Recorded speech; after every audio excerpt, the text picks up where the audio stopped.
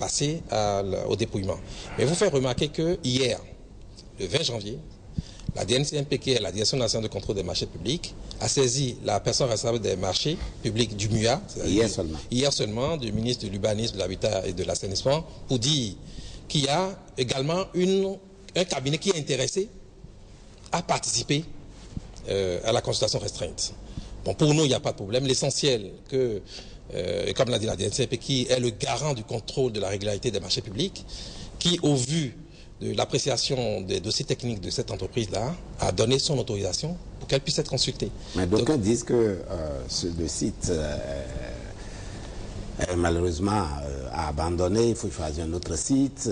D'autres disent le contraire. À quoi s'en tenir au juste, M. Nao? Oui, à ce niveau, il faut être clair. Le chef de l'État dit ceci. Nous avons une infrastructure en cours de direction. Voici les informations qui entourent cette affaire-là. Fondation faite non pas à la profondeur souhaitée, béton pas nécessairement bien fait, contrôle insuffisamment bien assuré, passerelle coulée qui tombe. Le chef de l'État a dit, mais par rapport à ceci, il faut qu'on puisse nous assurer que c'est du solide. Une fois qu'on est convaincu que c'est solide, et pour en être convaincu, il faut nécessairement cette expertise-là. Sinon, il y a matière cette expertise technique et de manière internationale. Puisque le cabinet de contrôle qui est là, jusque-là, est un cabinet, Socotec est un cabinet international. Tout à fait. Or, ce sont des cabinets qui ne courent pas les rues. Donc, on a cherché, comme m'a dit M. Aïpé, d'autres cabinets pour expertiser et rassurer. Voilà, de toute façon, ce cabinet, lui, il était déjà... Oui, déjà impliqué. Tout à fait. Donc, se contenter de ce qu'il va dire aujourd'hui, bon, ne paraît pas suffisant. Le chef de l'État veut du concret, il veut aller plus loin. Il ne faut pas que demain, on revienne dire, bon, on avait expertisé, mais il y a certaines choses qui nous ont échappé. Donc, il faut une contre-expertise, si on peut ainsi l'exprimer. Qui disent oui, qui puisse dire, effectivement, la fondation a été bien faite, l'armature est bien solide, vous pouvez avancer. Une fois que ça c'est acquis, le chantier va évoluer. La preuve, c'est qu'à aucun moment, il n'a manqué de prévisions budgétaires pour pouvoir faire avancer les travaux. Il y a une dotation. Est-ce que les fonds qui restent à décaisser par rapport au travail qui reste à réaliser, est-ce qu'il y a... À ce niveau, c'est au ministère sectoriel de faire le travail et de dire au chef, effectivement, les 24 milliards retenus peuvent faire le travail. Et ça fait partie des inquiétudes du chef de l'État. Tel qu'on était parti, si on devrait continuer, on finirait avec peut-être 50 milliards, 80 milliards. Quand est-ce qu'on va finir? Et les écoles? Non, je crois que l'argent du contribuable béninois, comme le chef d'État a coutume de nous le rappeler en Conseil des ministres, n'est pas dépensé en veux-tu en voilà. Nous devons être rigoureux dans les dépenses que nous faisons. Le chantier est attendu pour un montant total de 16 milliards. Était attendu. Oui. Était attendu. Nous sommes arrivés à une première étape de 21 milliards. Et ensuite à 24 milliards. Et si l'on y prend garde, on finira par aller jusqu'à 50 voire 60 milliards. Il était donc important que, indépendamment de la provision budgétaire qui est faite pour tout responsable, pour tout État conséquent, on attende l'expertise, l'audit technique et international pour nous assurer qu'il y a possibilité, il y a des choses à corriger, il y a des choses à faire et voir au prorata de quelle provision, prorata de ce qui a fait, quelle est la provision nécessaire à faire pour continuer. Au jour d'aujourd'hui, nous ne pouvons pas, des chefs, dire qu'il faut une provision de 2 milliards, 3 milliards, 6 milliards ou 10 milliards. Mais tu est-il qu'en tant qu'État responsable, en tant que gouvernement responsable, il y a une provision initiale qui va nous permettre aussitôt que nous avons les résultats de l'audit, de démarrer sous de bons auspices et d'aller aussi vite que souhaité. Oui, ce qu'on a entendu aussi, c'est qu'il y a une passerelle qui a coulé. Il faut dire que l'expertise technique va nous dire qu'est-ce qui s'est passé. Donc c'est d'ailleurs pour ça que au niveau du maître d'ouvrage, nous tenons à ce que cette expertise soit faite pour savoir quelles sont les choses qui n'ont pas fonctionné, qu'est-ce qui a fonctionné, pour qu'on puisse achever le chantier dans les conditions normales.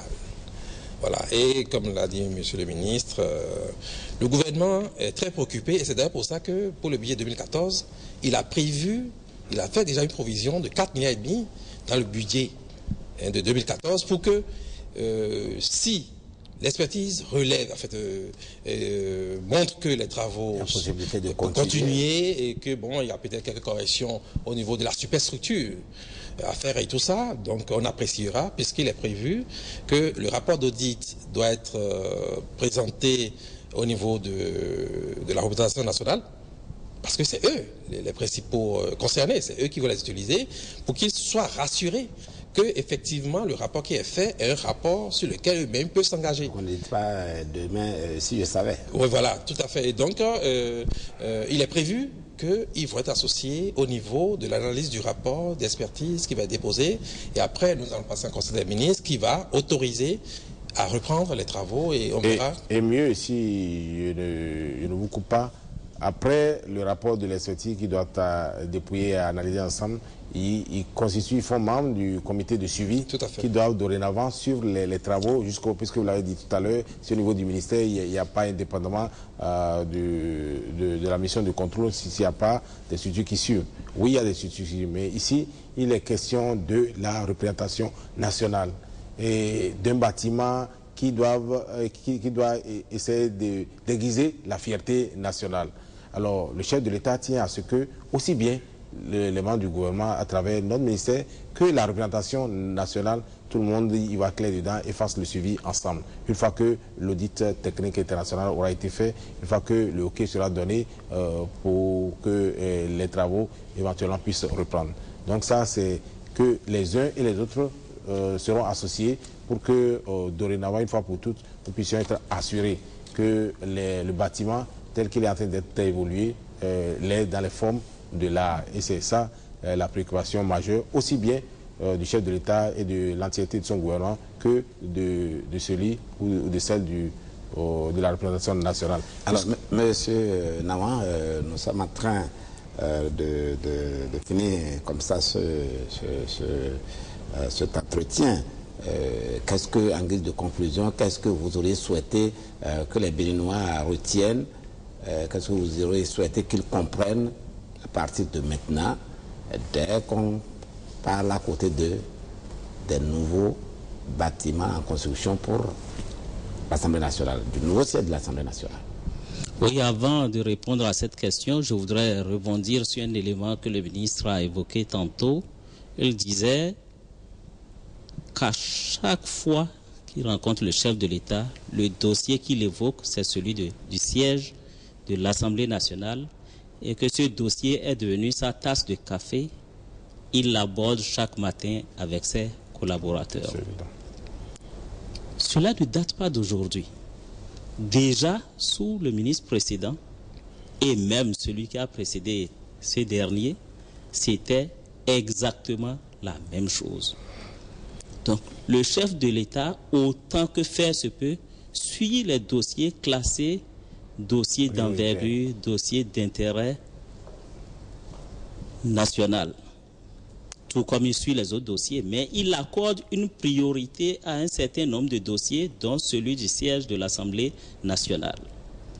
Vous comprenez donc pourquoi le ministre était poussé à être tout le temps sur le terrain, au point où nous avons abouti donc à cet audit dont nous avions parlé tantôt. Tant que cet hémicycle-là ne sera pas entièrement construit, personne ne pourra compter sur le docteur Yahi Boni pour se taire ou pour fermer les yeux. Mais pour y parvenir, il faut y mettre tout le sérieux. On ne dira pas qu'on construit pour construire. Construire, c'est une chose, mais on ne va pas construire pour que cela s'écroule demain.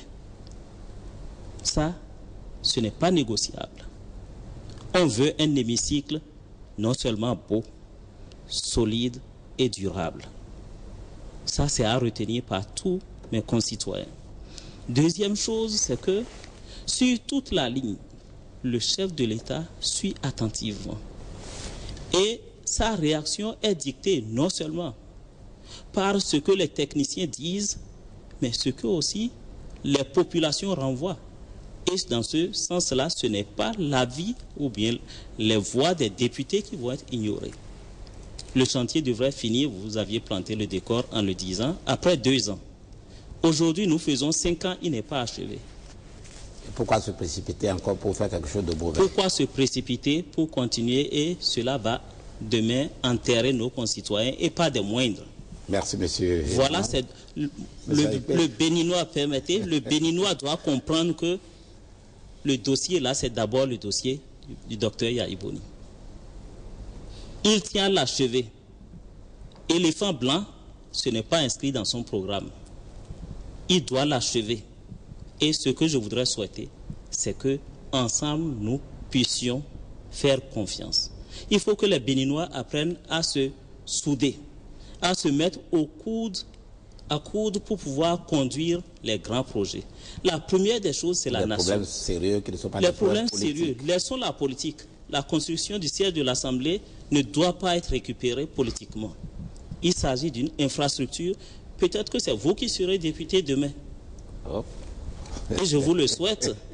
Si Dieu le veut, ça viendra. Je ne suis pas politicien, moi. Je ne sais pas si le ministre avait été né avec politicien sur son front, ou si le docteur Yahya Boni, au moment où il s'inscrivait à l'école, avait politicien sur le front.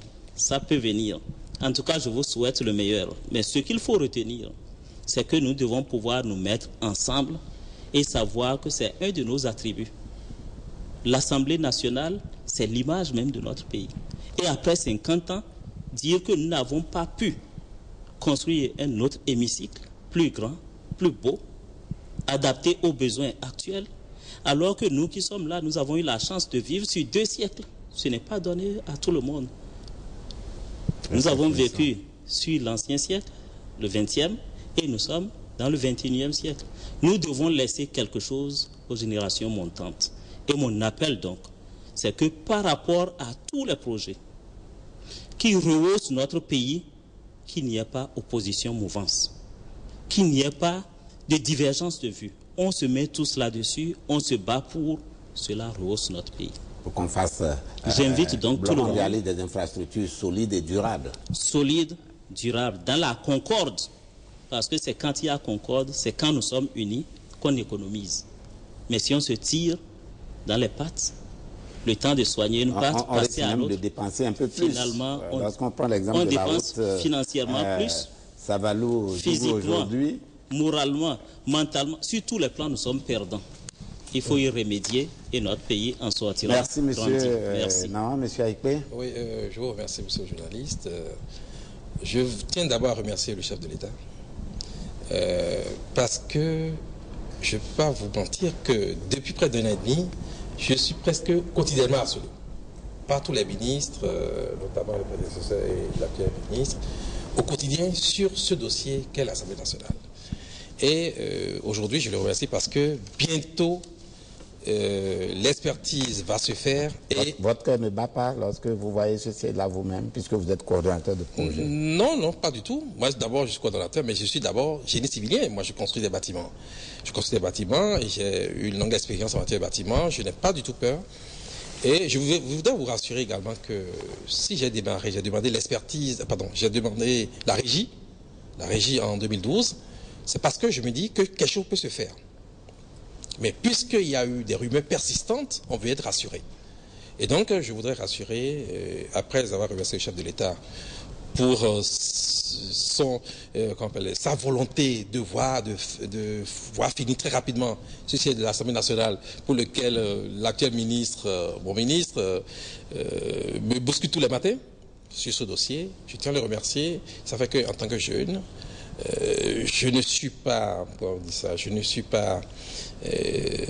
pas de travail et que dans les jours à venir, je pense que d'ici avril-mai, les travaux, Inch'Allah, doivent pouvoir reprendre au bonheur des honorables députés, de la population béninoise et du gouvernement qui est en charge le suivi des travaux. Merci, monsieur Aïkpé. Monsieur le ministre, à tous ailleurs, tout honneur. Oui, écoutez, je suis vraiment honoré du fait de me retrouver sur ce plateau pour opiner sur une question qui relève de mon département j'aurai, j'imagine bien, et je l'espère, et comme je l'ai toujours dit, 2 occasions pour venir opiner sur d'autres sujets. Cela participe, comme je l'ai aussi dit, de l'obligation pour nous de rendre compte et de partager non seulement nos opinions avec le peuple tout entier, mais surtout pour cette question, sur cette question précise avec les honorables députés. Ceci étant, je voudrais dire que le chantier, l'idée de passer du rêve à la réalité en concrétisant et en dotant notre représentation nationale d'un hémicycle digne de ce nom, participe aussi de ce processus qui doit nous amener à doter notre capitale Porto Novo de tous ses attributs, et notamment du transfert des institutions de l'État. Et en termes d'institutions, l'Assemblée nationale n'est pas une des moindres. Et nous devons de remercier le chef de l'État, de le féliciter pour avoir osé et commencer. Parce que seuls ceux qui ne font rien n'ont rien à se reprocher. Pour avoir voulu que, pour avoir lors du cinquantenaire de l'indépendance, afficher la volonté que les gens voient ce joyau. Tout à fait. Mais malheureusement, il y a quelques boulots d'étranglement, et chacun, autant que nous sommes, chacun doit se poser la question de savoir quelle est sa part de responsabilité dans le ralentissement de ce chantier. En tout cas, moi, en tant que ministre, en tant que citoyen d'abord, et ensuite en tant que ministre, je sais désormais que, à part de responsabilité, de tout faire, comme le veut le chef de l'État, pour que ces travaux reprennent dans les règles de l'art, et que ces travaux finissent aussi dans les règles de l'art, et qu'on soit en mesure de dire, oui, j'ai été amené à relever ce défi-là. Moi, j'aime relever des défis, sans beaucoup faire du bruit peut-être, mais nous pensons que nous avons la volonté, avec le chef de l'État, nous pensons que nous allons relever ce défi-là. Il suffit que les uns et les autres, nous puissions nous entendre, comme l'ont dit mes prédécesseurs, autour d'un intérêt majeur, que celui qui doit aiguiser notre fierté, comme celui de la constitution de l'Assemblée, pour y arriver. Merci, monsieur le ministre Christian Sosunto, en charge de l'urbanisme, de l'habitat et de l'assainissement. Chers téléspectateurs, le siège de l'Assemblée nationale, c'est bien le sujet de préoccupation de ce soir. À propos, on retient seulement que rien n'est perdu, même si on ne peut pas encore crier haut et fort aussi que tout est gagné. Et que le chef de l'État, Dr Boni Yayi, soucieux de la vie des députés, soucieux de la vie de tous ceux qui sont appelés à travailler dans les nouveaux locaux de l'Assemblée nationale, veille au grain. Et pour éviter que demain, l'on ne se morde le doigt, pour éviter que demain, l'on dise « si je savais », eh bien, il est question aujourd'hui que l'expertise technique se prononce qu'on attende les résultats de l'expertise technique pour savoir avec précision la décision qui sera prise. Que dire encore? Alors, un peu de temps. Merci d'avoir été là, chers téléspectateurs. Chers invités, merci à vous aussi. Merci. Au revoir. Merci.